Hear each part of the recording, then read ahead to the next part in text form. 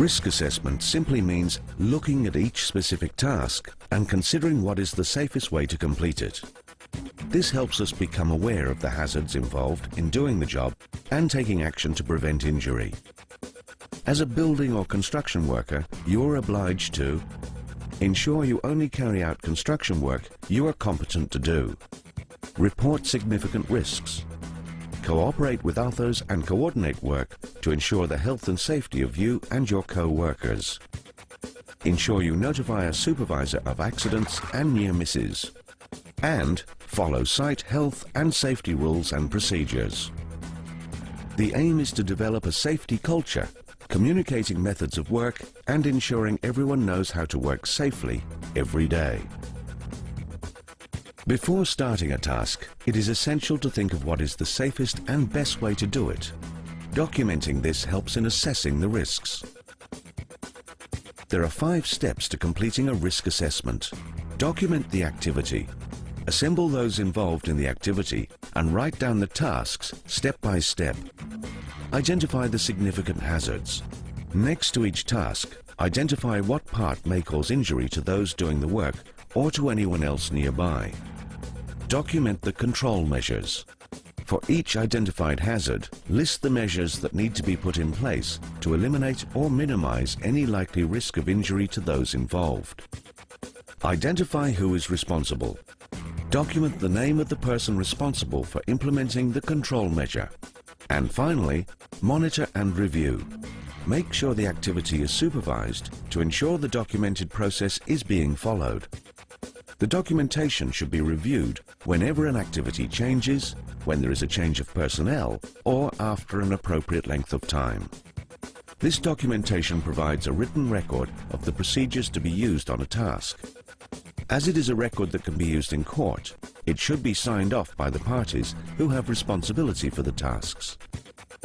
When risks are identified, control measures can be implemented and followed. These measures are known as the hierarchy of hazard controls. You must address each hazard with a solution from the hierarchy in the following order.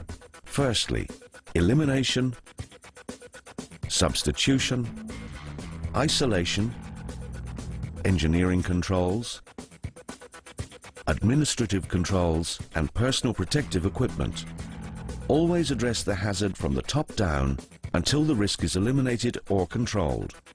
These control measures are often used in combination with each other. A hazard is something which, in context, has the potential to cause harm. A useful way to categorize hazards is to identify them as physical, chemical, electrical, and biological. Then look at each work area to see if any of these apply. A more direct way to consider hazards is to look for scenarios that might occur. Some common construction-related hazards are falling from heights, trapped by something collapsing or overturning, and being struck by a vehicle. These hazardous situations are likely to cause sudden and acute injuries.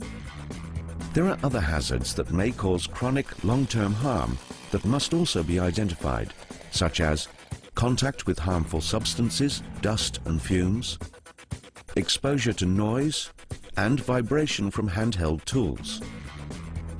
However hazards are identified, it is almost certain that for any one activity there will be many hazards.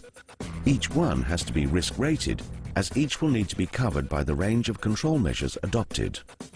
When you are risk assessing, you need to record your findings in a systematic way, showing a proper check has been made of the inherent hazards and the risk rating for each.